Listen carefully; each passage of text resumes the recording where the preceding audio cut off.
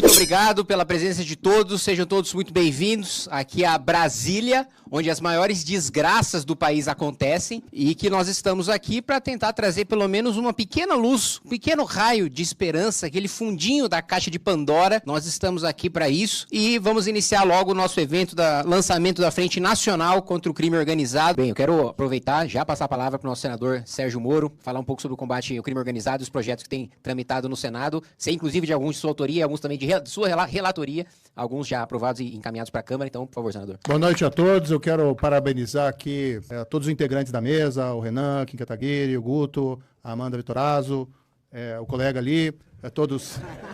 Não, desculpa, aqui eu cheguei agora aqui. Tá? Mas é um bom colega. Você está na mesa é porque é gente boa. Você está na mesa é porque é gente boa. Eu acho que um dos grandes problemas do Brasil hoje é o crime organizado, o crescimento do crime organizado dessas facções. É um problema, na verdade, mais sério, que afeta toda a América Latina. Vimos até essa semana aqui o falecimento do candidato à Colômbia da presidência, o Miguel Uribe, circunstâncias ainda não muito esclarecidas de como isso aconteceu, quem são os responsáveis, mas é difícil não imaginar que tem algum envolvimento possível do crime organizado que é muito forte em toda a região. E acaba gerando um problema até de segurança nacional. Eu acho que eu tenho alguma autoridade para falar isso, deputado Kim, porque eu sou o único ministro da Justiça e Segurança Pública desse país que foi ameaçado pelo crime organizado. Ameaçado de maneira real, não imaginária. Então a gente não vê, por exemplo, ameaças contra, com todo respeito, o atual ministro Ricardo Lewandowski.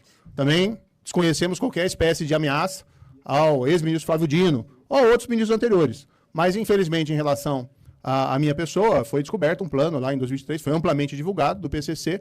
E o que foi aquilo? Foi uma retaliação ao trabalho que a gente fez com o ministro da Justiça e Segurança Pública. Quando a gente adotou uma postura absolutamente diferente do atual governo, porque a gente foi para cima do crime organizado. Nós pegamos lá os líderes do PCC de São Paulo, que estavam desde 2006 sem serem incomodados nas penitenciárias do Estado de São Paulo, cometeram aqueles atentados em 2006 para não serem transferidos por penitenciárias federais, e nós assumimos e a primeira coisa que fizemos foi isso. Tiramos eles de lá, colocamos em penitenciárias federais de segurança máxima. No dia seguinte que eles botaram o pé lá, nós mudamos as regras de visitação. A partir de agora não tem mais visita íntima, a partir de agora não tem mais visita social, toda visita é no parlatório, como aquele filme americano. Vidro separando, falando por telefone e com um policial penitenciário federal acompanhando a conversa. Por quê? Porque você não pode. Não adianta só você prender, você tem que incapacitar que um líder do crime organizado continue comandando o crime de dentro da prisão. Então são umas coisas óbvias, mas são umas medidas importantes e que têm impacto. Aprovamos lá no pacote anticrime na época, não consegui aprovar tudo que eu queria, mas uma medida que foi importante foi a chamada lei do confisco alargado, que é baseado no instituto que tem internacionalmente, que permite que você confisque todo o patrimônio de alguém condenado por pertinência a uma organização criminosa, se houver incompatibilidade entre o rendimento lícito e o patrimônio daquela pessoa. Ou seja, não é um confisco simplesmente de um bem específico ou que foi identificado um rastreamento direto com a atividade criminal, não. É o confisco de todo o patrimônio que seja incompatível com a renda. Foi aprovada na lei antidrogas, foi aprovado depois ali no Código Penal. Mas a gente vê, né, essa e outras ações que nós tomamos na época lá do Ministério da Justiça e Segurança Pública. Teríamos feito muito mais, mas infelizmente tivemos ali que deixar o Ministério por incompatibilidades. Mas o fato é que essa luta tem que ser uma luta perene. Como é que você combate o crime organizado? O crime é uma atividade racional. Ela envolve o quê? Risco e oportunidade. Você tem que aumentar o risco e você tem que diminuir oportunidades. Atividades de prevenção, mas também atividades de repressão. O pessoal fala, aumentar a pena não adianta. Não, adianta sim. Adianta, é importante. Quanto mais dura a pena, mais segundos pensamentos a pessoa vai ter antes de cometer o crime. Mas não adianta só aumentar a pena, você também tem que ser eficiente. Algo que foi aprovado no Congresso no ano passado, e tenho certeza que o voto aqui do Kim Kataguiri, que a gente acompanhou, foi ao fim das saidinhas dos presos nos feriados. Resolve o problema criminal? Não resolve, mas é um passo na direção certa. Até porque gerava um sentimento de impunidade, de injustiça. Matou os pais e sai no feriado do Dia dos Pais. Isso não tem condições de você justificar moralmente. Audiência de custódia virou uma porta giratória aí para criminosos. 40% das pessoas presas em flagrante vão para audiência de custódia e são soltas. Os juízes acertam várias vezes, mas muitas vezes também erram, soltam gente perigosa. E às vezes vem aqueles casos escabrosos, né, que acabam impactando até mesmo a credibilidade da justiça, de soltar um grande traficante de drogas ou de devolver um helicóptero que foi comprado com dinheiro de droga para o crime organizado. Então nós precisamos sim de uma mobilização legislativa, mas precisamos também de uma mobilização de corações e mentes para entender que se a gente não enfrentar com rigor o crime organizado, ele vai cada vez mais avançar. E eu felicito aqui todos os integrantes da mesa e os presentes por conta dessa frente. É uma iniciativa importante. Precisamos repensar, tirar, vamos dizer, aqueles fantasmas da mente que muitas vezes apontam o problema criminal é um problema social. Não é um problema social. Você tem que enfrentar as questões sociais com política de educação, de saúde, transferência de renda, que seja, investimento, buscar aí emprego, condições e oportunidades para todas as pessoas, mas ainda assim você vai ter atividade criminal. As nossas ambições, quando a gente fala aqui em derrotar o crime organizado, elas não podem ser pequenas. Porque quando a gente decidiu montar um partido político e coletar as assinaturas do zero, até chegar hoje em 583 mil fichas validadas, muita gente dizia que era difícil. Muita gente dizia que seria uma missão para nós mais difícil do que foi o período do impeachment da Dilma Rousseff. E nós passamos por cima disso. E nós conseguimos vencer. Derrotar o crime organizado é um tema muito tenso, muito complexo, porque, dado que ele envolve temas multifatoriais, ou seja, tem causas sociais, tem desigualdade, sim, tem má formação das famílias no Brasil, sim, tem cultura de putaria nas redes sociais, sim, tem menor de idade recebendo conteúdo falando da vida do crime e como essa vida é incrível, é sensacional, como você pode ser rico, como você pode fazer sexo com mulheres de todas as idades, e esses rapazes e moças estão recebendo isso e achando que o que você pode aspirar na sua vida é isso, certo? Isso conta, isso com certeza conta. Tudo isso está no espírito de uma geração de pessoas aqui no Brasil, especialmente as pessoas mais humildes, que acabam não encontrando numa economia formal a resposta para poder ascender socialmente e que eventualmente acham que essa subcultura que chega para eles é uma nova realidade, é uma realidade possível, é uma realidade que você pode aspirar. É o exemplo que o Faustinho deu agora há pouco, até do primo dele que acabou se seduzindo. Essa sedução acontece todos os dias. A gente precisa entender assim, por que então ninguém ataca?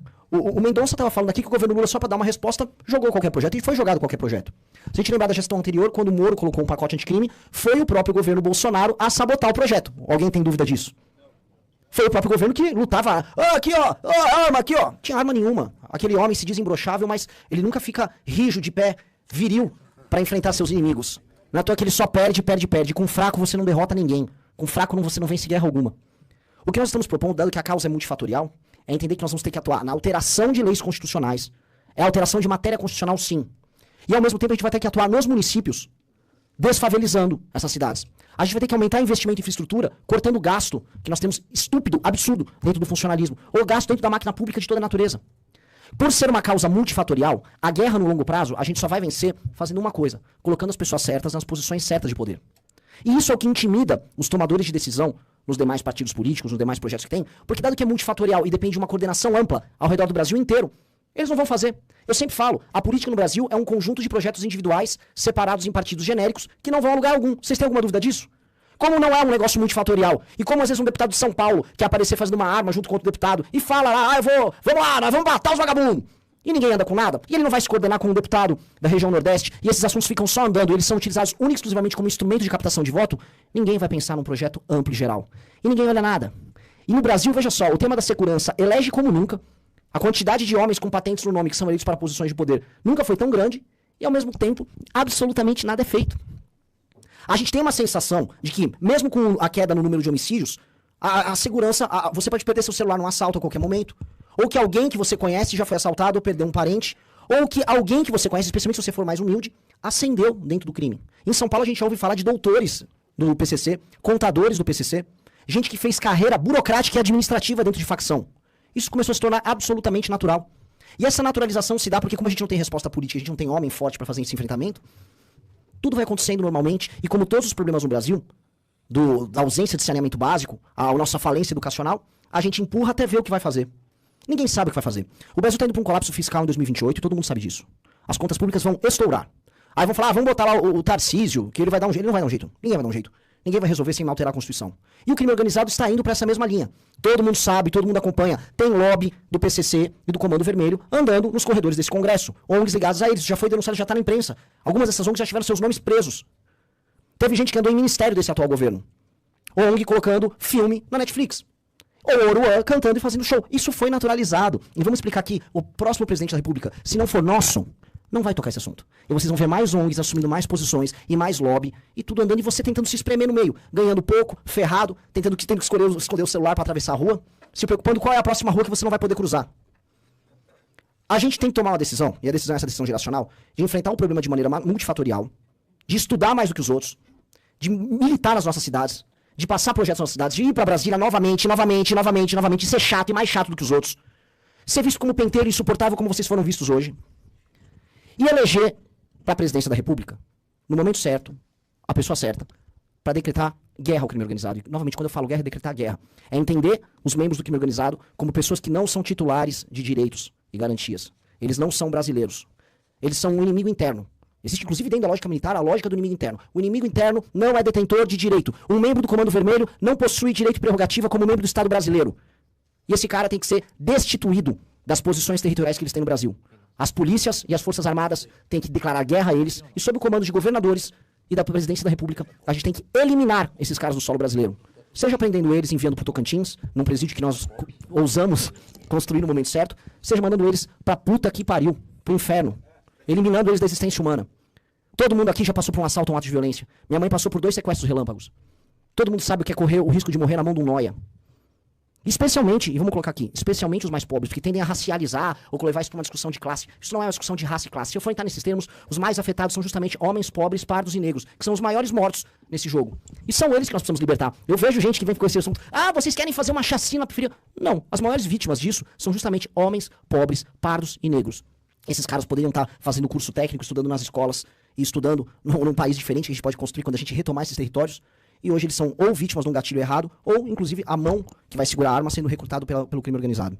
Esse sonho que a gente tem que sonhar, que é o sonho da declaração de guerra, a ocupação das periferias, a ocupação do nosso Nordeste, que a gente vai lembrar, o Nordeste é a região hoje em que o crime organizado está mais forte. Tomar das periferias de um Recife, as periferias de Fortaleza, a situação de Fortaleza, inclusive, talvez seja mais grave, significa reencontrar o Brasil e repactuar o Brasil. O Brasil que encontra a periferia das cidades de São Paulo, do Rio de Janeiro, de Belo Horizonte, assim como retoma o Nordeste, ele encontra uma missão que para de nos dividir. A gente vive vendo nas redes sociais disputas, eu não gosto do Sul, eu não gosto do sei o quê. Chega, se a gente lutar na mesma guerra, a gente tem um só propósito. Vamos lutar por um propósito agora, declaração de guerra. E o primeiro é prender e matar as lideranças do crime. E o segundo é chegar nesses bairros que são do crime, colocar a bandeira do Brasil, colocar um quartel para estabelecer autoridade e colocar uma primeira escola séria para começar a tirar esses meninos dessa ideologia maldita do crime organizado, das músicas de merda que eles ouvem. E eles vão não apenas cantar o hino, mas vão começar a se ver como brasileiros, irmãos de todos vocês, porque hoje esses caras estão largados. E com esses caras a gente construir a porra de um Brasil que não vai ser mais humilhado como a gente vem sendo pelo bosta do Donald Trump, pelo traidor do Bananinha e por esse vagabundo do Lula que tá aí tratando a gente como um joguete pra fazer fama internacional puxando o saco da China. Vão todos esses homens tomar no cu deles e vamos cumprir a nossa missão. Muito obrigado.